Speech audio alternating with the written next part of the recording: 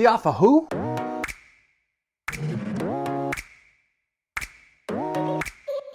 If you've ever read the opening to the Gospel of Luke or the book of Acts, you'll see an important name mentioned in the first few lines, Theophilus.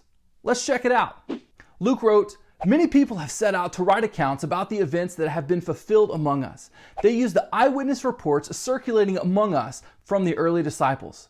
Having carefully investigated everything from the beginning, I have also decided to write an accurate account for you, most honorable Theophilus, so that you can be certain of the truth of everything that you were taught." And in Acts, Luke wrote this, "In my first book I told you, Theophilus, about everything Jesus began to do and teach until the day he was taken up to heaven after giving his chosen apostles further instructions through the Holy Spirit." So who was this Theophilus guy? And how did he get 2 shout-outs in the Bible? Well, we don't actually know who Theophilus is. We do know that Theophilus literally means loved by God, but that's really the extent of what we know.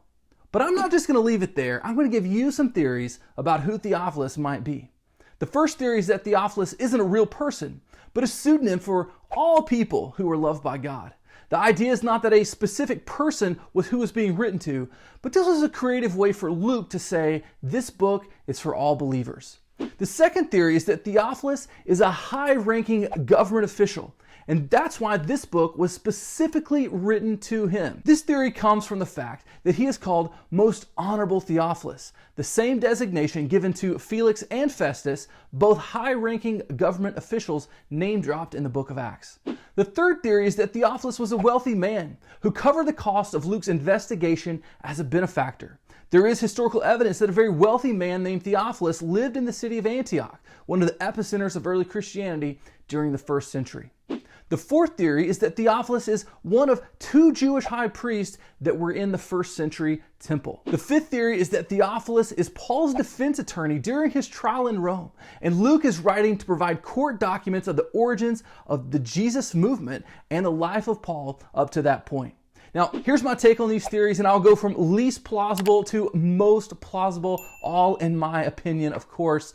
First, let's start with the pseudonym theory. Now, while I can certainly see where this theory is coming from, I just don't buy it. It sure seems like Luke is writing to an actual person, especially in the opening to the book of Luke. It just sounds too personal to be an opening to a generic audience.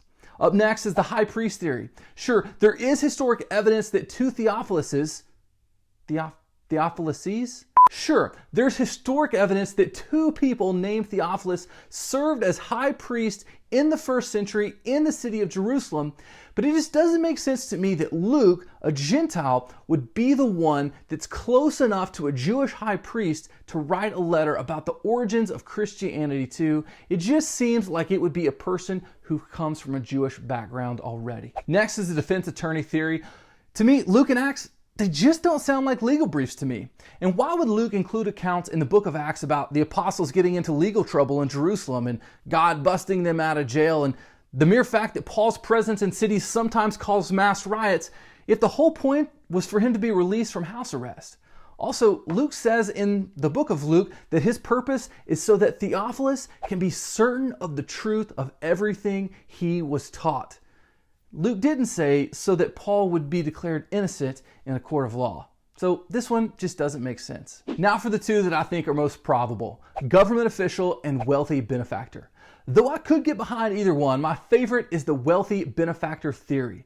Not only is there some historical evidence, but the fact that Luke was a close companion of Paul, that one of Paul's main bases of operation was Antioch, and that this type of patron relationship was common in the first century, lead me to really favor this theory.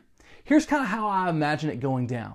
Theophilus, a wealthy man who loves Jesus and is really active in his church, approaches Luke and says to him, "Hey, I know you're a trained historian and you're an excellent writer.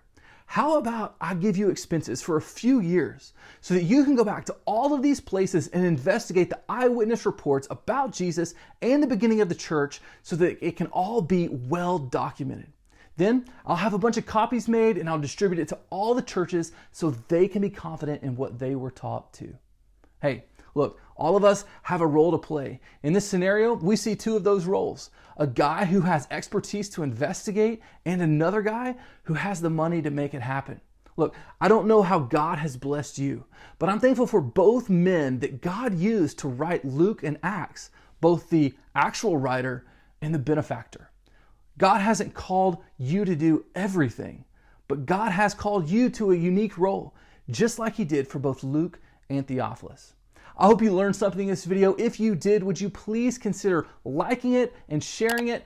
Be sure that you also subscribe down below so that you can catch the next video when it drops on Thursday. Before we go, a word about Lifeword. This amazing organization has been spreading the good news of Jesus since 1965. Lifeword's most recent project is building the Lifeword cloud, enabling more than 5 decades of gospel programming to be accessed through the internet. The ultimate goal is that 200 world languages would be represented on the Lifeword cloud, and that the speakers of those languages would hear the greatest story ever told in their own heart language. So what are you waiting for? Go ahead and check them out at lifeword.org. We'll see you next time. Grace and peace.